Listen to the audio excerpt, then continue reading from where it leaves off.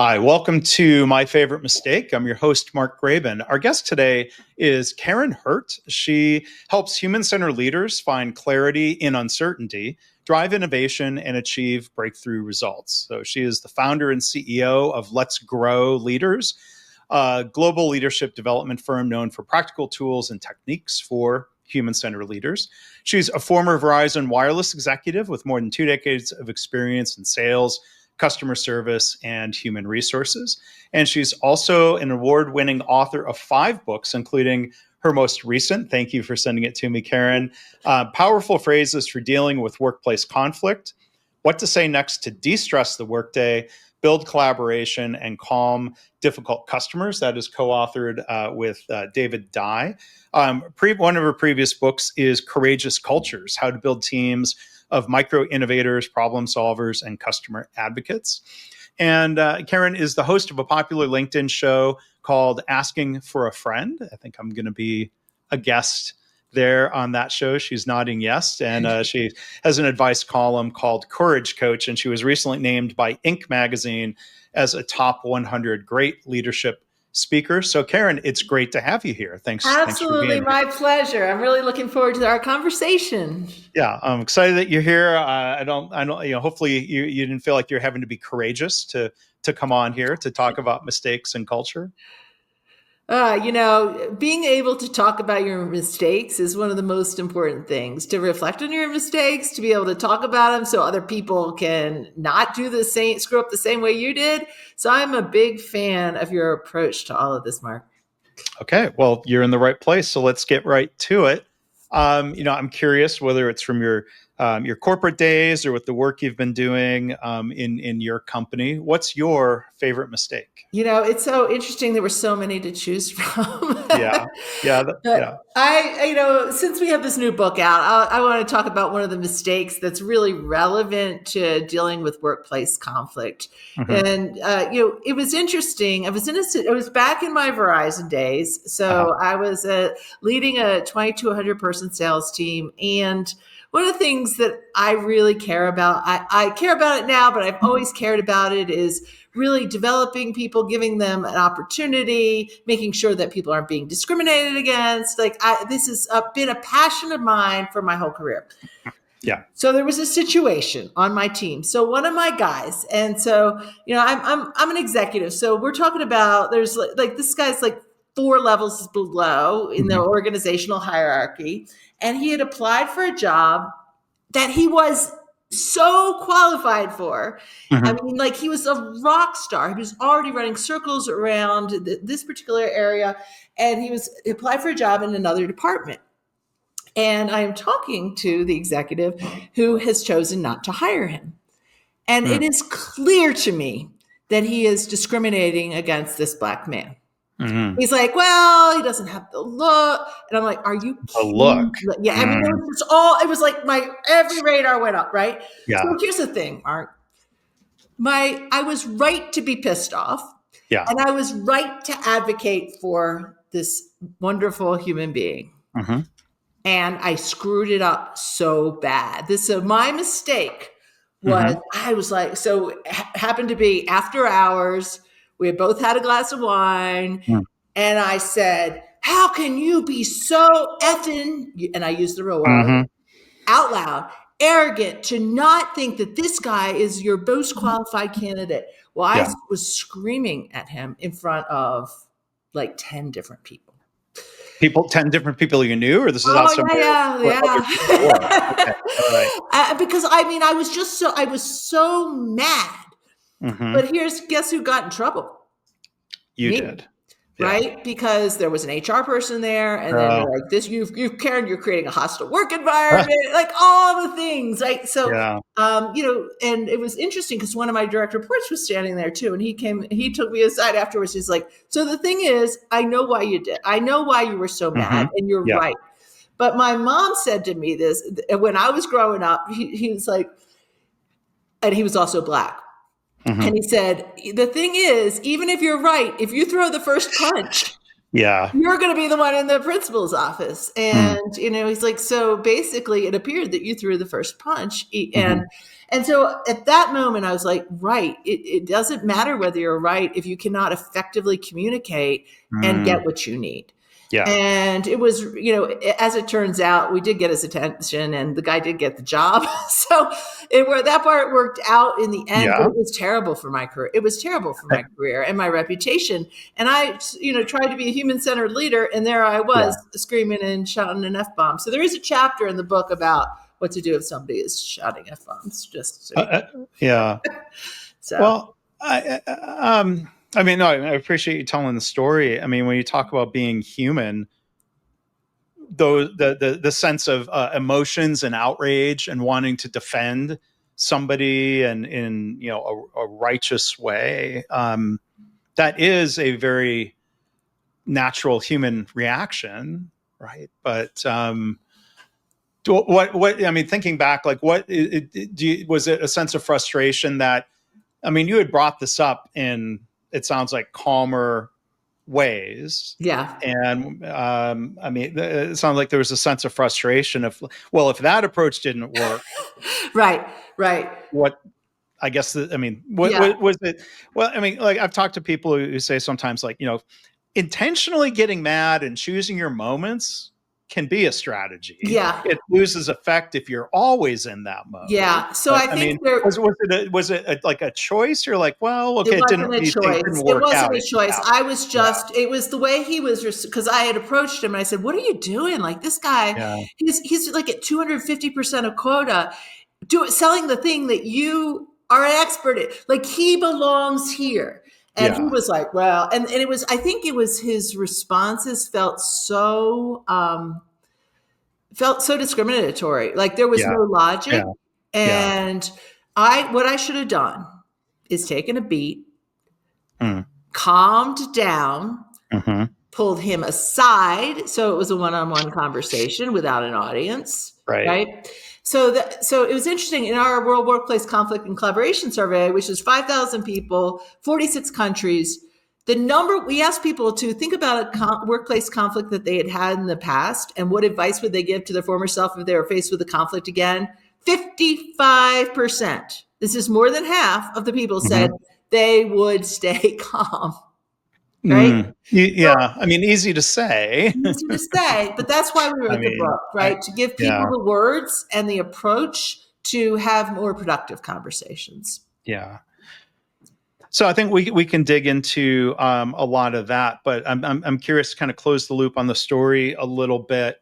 You got the outcome that you wanted, and I Yes. mean, do you think did the hiring manager see the light, or I mean, like, I'm curious, like, because a lot of times, like, people would double down or find a way to not cave in on that Well, decision.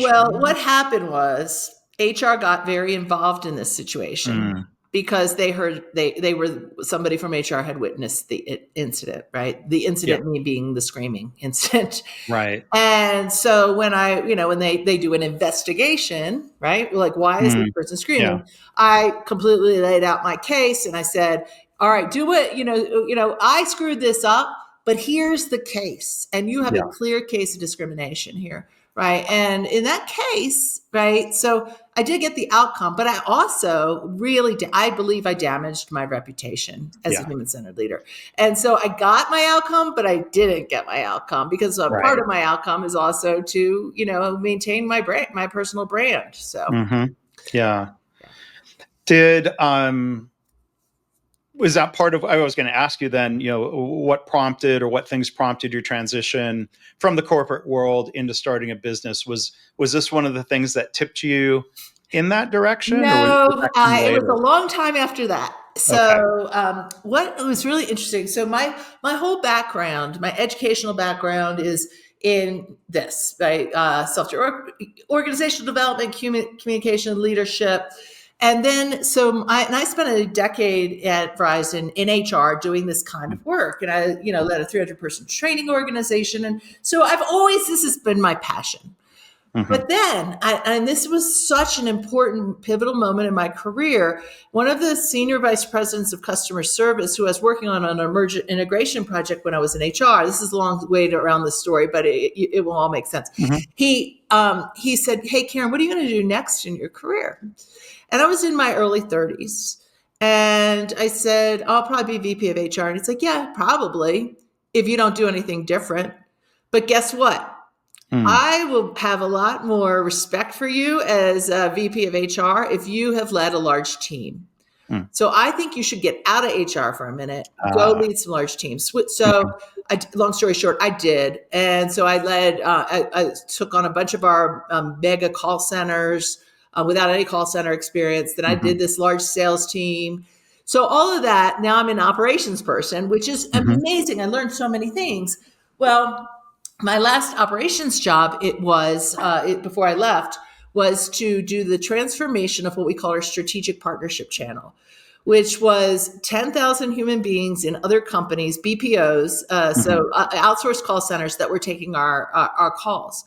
Well, what had happened was Verizon had ramped up very fast all these outsourced call centers when they first started selling the iPhone, because at one moment in time, Verizon did not have rights to do it. It all happened very fast, and you don't need to be in the call center business to know that you can't put up a 500 or 1,000 person contact center in 6 weeks and have a best in class customer experience, right? It's complicated. It's complicated to do that. And so what I inherited was a bunch of companies who were really struggling, and there was risk of them all being shut down, which sounded terrible to me from a human. So they asked me to come look at this situation because I am a culture expert, and to say help these companies or figure out whether we need to fire them. Well, the thought of flying around to 33 call centers and firing people did not sound like a very human-centered job for me. So I said, here's the deal. We're going to work to try to get these companies and these call centers to the same level of experience as our internal centers. That's going to be our mission. And so for 2 years, that's what me and my team did. And we did it in a very human-centered way, helping these companies build great cultures, teach people how to give performance feedback. And the good news, we got to the same level of experience as the internal centers. So it worked. But while I was doing it, I started realizing I was telling the same stories again and again, right? Like I was like, here's how here's how you should give the feedback. And I was making up really practical ways, because when you have 5 minutes to coach somebody, you got to be super practical and super efficient. And that's what the situation we were in. So I started a blog. And the blog was called Let's Grow Leaders. And I just started writing about all of the things that we were doing, but I never used the word Verizon. I never mentioned any of these call centers, but I was just like, if you need to give feedback in a human-centered way, do it this way, right? This is how you run an effective team huddle. And just was sharing a lot of information. Well, the blog just blew up. It started going on international following, best of blog list. I still have this executive job. I'm like, like what do I do? Are you making a mistake now?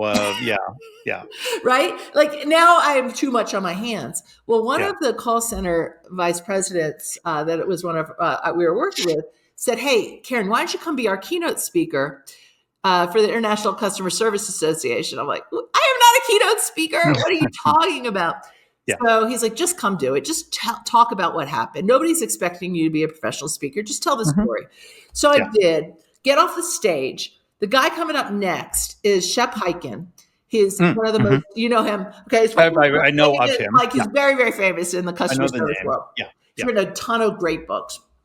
He says, hey, when are you leaving Verizon to do this full time? And I said, Shep, what are you talking about? I said, he goes, you are clearly meant to do this. And he said, he handed me his card. And he said, if you're ready to become a keynote speaker, you want to write a book, call me. And so then I'm like, all right, the universe is kind of telling me, right? So I did. I went home. I thought about it over the weekend. I called Shep. He said, join the National Speakers Association. And one thing led to another. And I started Let's Grow Leaders about a year later, actually. And now we work globally, all over the world, doing practical tools for human-centered leaders. Wow. Well, it's great. Well, I'm glad those things aligned, and it wasn't, that good transition wasn't directly the result of a mistake. Sometimes, sometimes that Yep. Could happens. have could have been. Yeah. So I want to ask about. Well, so let's talk about the book. So again, the title of Karin's most recent book is "Powerful Phrases for Dealing with Workplace Conflict." So I'm curious, like building directly off of your story and the way you reacted in that situation. There was a conflict in terms of a disagreement, about that candidate and what was right for the company and for that candidate. Um, have you been in situations, even if it wasn't an exact situation, where you were able to sort of coach yourself about staying calm, being more intentional about not just what stance to take, but how to bring something up? Yeah, Imagine I you mean, were focused on that. all the time now, Yeah. right? It's so, the higher the stakes of the work that you're doing, the more potential conflict you're going to have. Mm-hmm. And so, one of the things that we really teach, and we teach it in our programs and we teach it in our book, is to, when you are in a conflict, to pause and say, Yeah. what is going on here? And we have 4 dimensions of productive conflict. So, connection, are we connected as human beings? Clarity, do we have a shared understanding of success? Curiosity, are we genuinely interested in one another's perspectives and what's possible? And commitment, do we have a shared agreement? And what I really do now is pause and say, what is Yeah. going on here? So in that particular circumstance, there was a lack of trust, right? I did not trust that. So Mm-hmm. I should have started with connection Yeah. and tried to really build on that connection. And then I should have showed up curious. Like, Mm-hmm. what's going on? Like, Mm-hmm. what's really going on? Why are you not, tell me about your other, I'm curious who your other candidates are, right? Like, Sure. I didn't show up curious at all. Yeah. I mean, I started with so many assumptions. So I think Yeah. that is really the difference now. And, it's interesting, especially now with all this conversation around diversity, equity, and inclusion, and Mm-hmm. should we be talking about that? What are we allowed to talk about it in certain circumstances? And I think that one of the real secrets of my success when I'm working with executive teams is I get in and I don't come in with an agenda of, to be human centered, you must do these things. Tell me about your business. What's going on, right? And so Mm-hmm. that you are having any conversation you're having about people is in the context of the business outcomes. Yeah. And you can still accomplish all the things that you want to accomplish in terms of ensuring the right people are getting in the right roles and giving the right opportunities. But it's how you're having that conversation. I think for me, that is one of the nuances that I have learned over the years. Yeah. You make me think of the phrase as passed along by Coach Ted Lasso in the show: "Be curious, not judgmental." Yeah. I forget what poet or writer he was attributing that to, but I mean that scene in the show is poignant and a good reminder for that situation and others, and to understand. Like one thing I've tried to get better about is understanding, like if I feel amped up about something, to recognize that, to acknowledge it, and make sure that energy is being used for good and not just getting myself in trouble. Yeah. And taking a pause. And I mean, there's a story I think I've told on this podcast before of, one time I was upset. There was some workplace conflict. My attempt to take a calm, deep breath came across, and it was in a video call. I was like looking off, and I went like that's not the way to do a calm pause breath. Right. I Right. didn't say anything, but I said a lot. with that noise. And I hope that Yeah. didn't come through the microphone too It's, loudly. it's how your face, and I am guilty of this too, the words, I could have the perfect words, but the Uh-huh. look on my face is, so, Mhm. we talk about that in the book Yeah. too. It's like your tone of voice matters, your facial expression matters. Yeah. And the good news is these days, you probably have a lot of recordings of yourself, everybody, right? Like Mhm. you can watch Yeah. yourself and see how you are showing up potentially unintentionally, right? Mhm. Yeah. Yeah. And it's the phrases, the powerful phrases, um, but like in your situation or others, there's a difference between, what's wrong with you? Are you okay? Versus what's wrong with you? Right. In a curious, same phrase in a curious or an accusatorial way. But I'm curious in your research or in your experience with people, like how often does a team or a leader get in trouble because of what they said and how they said it versus staying quiet in a way that's just avoiding the Yeah. conflict, like Most avoiding conflict people, versus doing conflict wrong, if you will. yeah. So in that research I referenced, so 55% said stay calm, but 21% said their advice to their former self is that they would talk about it or they would talk about it sooner. Mm-hmm. And, that really conflict does not get better with age. And if we do Yeah. not give people the benefit of having the conversation, we have the whole story in our head and of all the assumptions of what's going on. And the truth is, we might not know. And Mhm. so, we have a couple of questions that we talk about that we say, if you have a conversation that you would like to have, but you are avoiding it, ask yourself these three questions. Why does what you have to say matter? Mhm. Why does it matter to the outcomes? Why does it matter to the relationships? Why does it matter to your career? Mm. What's at stake if you stay silent for all those things? Right. And then imagine that you've had the conversation. Now, you may not have gotten exactly what you need, but you have been heard.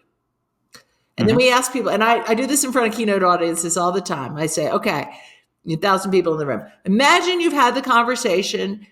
You may not have gotten everything you want, but you've been heard. What is the one word emotion that you feel? Now, Mark, you can probably guess what it is. Relieved. Yeah. I Right. feel relieved. I mean, it's just like Mhm. relieved. Everybody screams relieved, right? Well, that's what I want for all of your listeners on this show too, to have the tools that they can feel that sense of less stress and more relief because Mhm. they've had a conversation and they feel confident and competent to have the conversation. Yeah. And I mean, I guess in a lot of cases, saying nothing pretty much guarantees you won't get the outcome Right.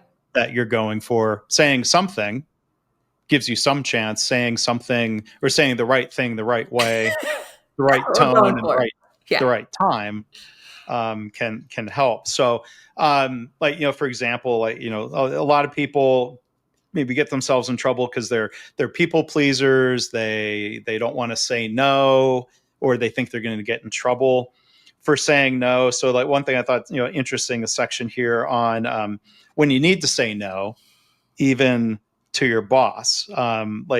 What's your advice about how to say no to an additional assignment or an additional client, or saying no to anything in a way that doesn't damage your reputation or your career? Yeah, it's so interesting that you picked that one Yeah. because I mean, there's all these chapters, right? And all the top, and that's the first one that you start with, and it is one that we're often brought in to talk about. Mm-hmm. And so where I would start is every time you were saying yes to something or someone, you were saying no to something or someone else. So what do Mm-hmm. I mean by that? You tell your boss, "Yeah, I can work late tonight." Well, you may be saying no to going to your daughter's t-ball game that you promised to go to, right? Mm-hmm. So we say start every no with a strategic yes. And what do I mean by that? All right, let's take one that probably many of your listeners probably heard. Somebody is coming to you with a special assignment. Maybe it's somebody in another department, maybe it's a mentor, and they say, this is going to be so great for you in your career. This is going to be game changing for the organization and game changing for you. And you're like, I cannot take on a Mm-hmm. single more thing, right? Right. Like they're not Mm-hmm. wrong. Like it is good, but I can't do it. So start by saying yes to something, saying yes. Exciting. I can see why this project is so important to our organization. And I would say you are absolutely right. It would be a great developmental assignment for me. Yeah. Yes, yes, yes, yes, yes. And not but, and. I was just going to, I noticed that you said and. And Yes. I've got to tell you, now, I am working on this big strategic thing. And what is at stake if I do not get this right is this. So I'm going to have to say no to this project right now. Mm-hmm. And but I don't want to shut the door. I don't want to shut the door for future opportunities. So please do keep me in mind, for things for the future. And who else might be a really great idea, a great person to do this? This person on my team who could have this be a developmental assignment. So you're saying, and this is really, really important if you're dealing with an idea person. So all right. So David Dye is my husband and co-author, right? Mm-hmm. And so we do all of our work together, right? We write our books together. We build our curriculum together. We do a lot of the delivery together. We are in constant conflict all day long. Why? Because I am a big picture, fast moving person with lots and lots and lots of ideas. David is thank God, an operations person who works really hard to get at anything we commit to make sure we get it right. There is inherent conflict in there. David is saying, he says, I have 20 ideas for every idea that he has, but he has to say no to a lot of those ideas. Right. But he has learned that if he doesn't just say, no, that will never work. We can't possibly do that. We don't have enough time. We don't have resources. Our team isn't big enough. If he starts with that, it ticks me off. But if he says, wow, Karin, I can really see why you think that would be beneficial for the business. Yeah. Now, and then he says, in order to do that would mean this. So he's not even saying no. He's like, in order to do that, we're going to have to say no to these other things. And then he puts it back on me. Do you want to prioritize this over those 5 things that we've already committed to? And of course I can't, right? They're committed to. I'm like, yeah, you're right. Right. Yeah. But now we don't have conflict because we're making it. I feel like I haven't just been shut down. He's providing additional information that we can then make a decision together. Yeah, because hearing you describe it as we're in constant conflict, and it's not obvious, unless you get deeper into the bios that you're married. Like on the back of the book, I'm like, oh, it's 2 colleagues, and they have different last name. My wife uses her maiden name professionally, so people sometimes, we haven't written a book together, but people don't always see that connection. That's a different mistake that could happen. But yeah, I mean, that sounds like people say like, well, that's a path to the business partnership breaking up, or oh my gosh, worse if you're married, you're working together in constant conflict. But you use this phrase productive conflict. It rhymes with a phrase I've heard from some different companies: constructive conflict or constructive confrontation. Yeah. I mean, it seems like the key is making it productive. Yeah. Conflict's not bad right? Conflict is not inherently bad. In fact, you need healthy conflict. That's where innovation comes from. Right. If we were in a situation and David was just like, well, for the peace of our marriage and our business, I'm just, and I am the CEO, right? So he could just be like, okay, whatever you want. We would not have the quality of programs that we do because it is that tension of, okay, let's move fast. Let's think big. Let's get it right. There is a tension, but in that tension, when we can work through that tension, that's when quality, that's when innovation, and it's the same on any team. You're going to have that conflict of people in different roles. And so the thing is, are your systems set up for constructive conflict? So I talked with Ralph Kilman. Does that name sound familiar to you? No. The Thomas Kilman instrument is one of the oldest and very high quality conflict style instruments. And I interviewed him as we were building the book, and I said, hey, Ralph, can I call you the grandfather of conflict? Yes, you may. So I'm going to call him. He is the grandfather of good conflict research. And he raised a really important point. You cannot try to solve organizational systemic conflict Mm-hmm. at an interpersonal level. Mm. And Yeah. we try to all the time. We pit salespeople against each other and we Mm-hmm. stack rank them. And then we say, oh, but you should really collaborate, right? Yeah. Share your best Right. practices. But only one of you is going to president's cabinet. Yeah. Yeah. Right. That's a systemic design of the system. Yeah. Yeah. Yeah. And it seems like it's a mistake. I mean, one theme I think of in different workplaces, it's a mistake to blame an individual for a systemic problem. Yeah. And there are some of these systemic culture and communication problems. Yeah. Yeah.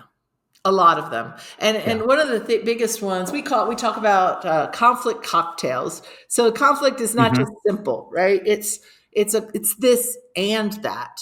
Yeah. And we see this a lot in global and hybrid teams, right? So you've got people who are working across time zones. They do not have the time to build those connections. I was talking to one client. He's like, Karin, there's only 1 hour that my entire team can actually get on a Zoom together. And with that, it's still 9 p.m. in India, right? Mm-hmm. So these are hard. This is hard to build real, true human connection and trust in an environment like that. So that's part of the conflict cocktail. I don't know you. Yeah. So do I trust you? I don't know. I don't know whether to trust you or not. I don't know you. And then part of it is you've got matrix teams and matrix decision making, and I am being held accountable for things, but I don't necessarily have the empowerment to make all the decisions. Mm. All of that is complex. Yeah. And if we just say to, work it out, right? You two should get along better. You get paid the big bucks, work it out. But have we fixed all that other stuff? Yeah. Yeah. Well, I think those are the right questions to ask. You mentioned whether it's time zones or anymore. There's so many more web meetings. Have you found? Is it a matter of different phrases, or is there benefit to trying to de-escalate conflict or resolve conflict? Is it easier in person, if at all possible, as opposed to telephone or text or web meetings, virtual meetings? So interestingly, there is a researcher named Marshall McLuhan from the 1960s, and he's famous for the phrase, the medium, right? If you went to grad school and studied this stuff, right? The medium is the message. And medium is, so what does that mean? Well, it means that the channel that you use for your communication actually sends a message. And I thought it was fascinating when I learned it back in the early 90s in my master's program, but it's even more relevant now. So what we really talk about, and I have a keynote called, courageous leadership in the age of AI, right? And as the conversation becomes more intense, and if you're watching this on video, my hands are going, I'm not listening, my hands are going bigger. The more intense the conversation, the wider the bandwidth of the channel you need. So what does that mean? It means that if I'm asking you if you can get a report done by 2:00 on Friday, I can probably do that in Slack, and it's not a big problem. But if I am going to address a major performance issue, or I'm going to put you on a performance improvement plan, I sure better look you in the eye, at least over video. If not, get on a plane and go have the conversation. Yeah. And what we're seeing, and you see this on TikTok all the time, is people are sharing examples. They're like, yeah, my boss fired me over Slack, or I got laid off over this. That's not truthful. Right. And we have to teach people how to use the technology well, to have the right conversations in the right way. So, Brene Brown says it's hard to hate people up close. And it's arguably my favorite sentence that she has uttered, because I really do believe that. And so the in-person gets you to, if you've had a hamburger with someone, right, you've probably had a chance to talk about their family. You've probably, and so that's why the in-person stuff matters. We're finding a lot with our programs. Of course, during the pandemic, everything moved to virtual. And then there's a lot of companies that are like, well, Karin, it's a lot cheaper to not have to fly everybody in to come to your workshop. And plus there's spaced learning over time. It's easier to do it that way if it's virtual. And what we're finding is that does work, But what works better Right. is in person, then some virtuals, and then Mm. an end in person. So you're still getting that human connection. Sure. So you mentioned Brene Brown, and maybe a final topic here. I think of words, courageous and courage with her work. And your previous book was Courageous Cultures: How to Build a Team of Micro Innovators, Problem Solvers, and Customer Advocates. And I wonder sometimes, or what I want to ask you is, how to find the balance of encouraging people to be courageous, teaching them how to be courageous, how to speak up in ways maybe that are better received, encouraging people to be courageous versus back to the systemic culture question of like, if we can create an environment with higher levels of psychological safety, there's less danger. People don't have to be courageous. But I could see the argument from coming at it both directions. 100%. I'm so glad you brought this up. So Dr. Amy Edmondson, who's really considered to be the pioneer of psychological safety, she wrote the foreword to our book, Courageous Cultures. She's been a guest on this podcast, by the way. Oh, was she on the podcast? Yeah. Oh, wow. Congratulations. That's a great conversation to have. Yes, you guys should listen to that episode. Dr. Amy Edmondson. So she wrote the foreword. Sorry. Yeah, she wrote the foreword. And she says that psychological safety and courage are two sides of a very important coin. Both are needed in a complex and uncertain world. And, when you think about that, that is really how this has played out for us. So that book, Courageous Cultures, was really written for an executive audience. How do you really build a culture where, in a very practical way, where people feel safe to share their ideas, and not just any ideas, remarkable, usable ideas, and have a TED talk on that too, TEDx on that too.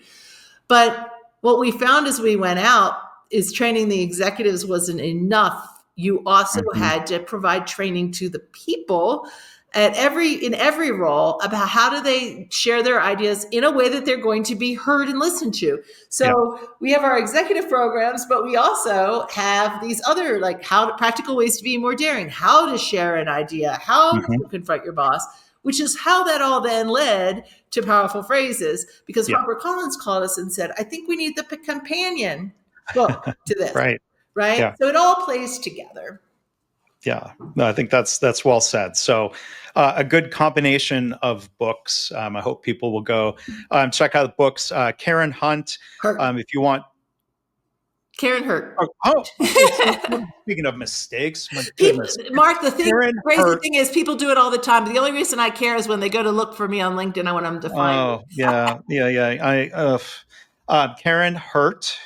I'm going to not edit out that mistake. Thank you for calling out the mistake and not just letting me plow through. I must have gotten it right in the introduction then. You did. And here's the crazy thing, Mark. 10% of the time people do that. Yeah, and it's not because I know somebody who has that name, or sometimes I've messed up somebody's name because it's very similar to somebody I've known a long time, and it just comes out wrong. So Karin Hurt, Hurt. Hope I didn't hurt your feelings about that. Sorry. Karin Hurt has been our guest. If you want to learn more about her speaking and her company, look in the show notes. And most recent books are Courageous Cultures: How to Build Teams of Micro Innovators, Problem Solvers, and Customer Advocates. And the most recent book that I have in my hand, Powerful Phrases for Dealing with Workplace Conflict: What to Say Next to De-Stress the Workday, Build Collaboration, and Calm Difficult Customers. So yeah, it's just flipping through, I want to share, there's, the sections of, how to communicate when you're in a certain situation, how to communicate when you feel a certain way, communicating with difficult people. I'm just going to read the list. This will spark people's interest, I think. How to deal with lazy coworkers, know-it-alls, chronic complainers, bullies, workplace gossips, idea crushers, passive-aggressive coworkers, and difficult customers. And hopefully somebody you're working with doesn't fall into 4 or 5 of those categories. Mark, thank you so much for having me today. It's been a joy to talk with you. And I look forward to having you on Asking for a Friend.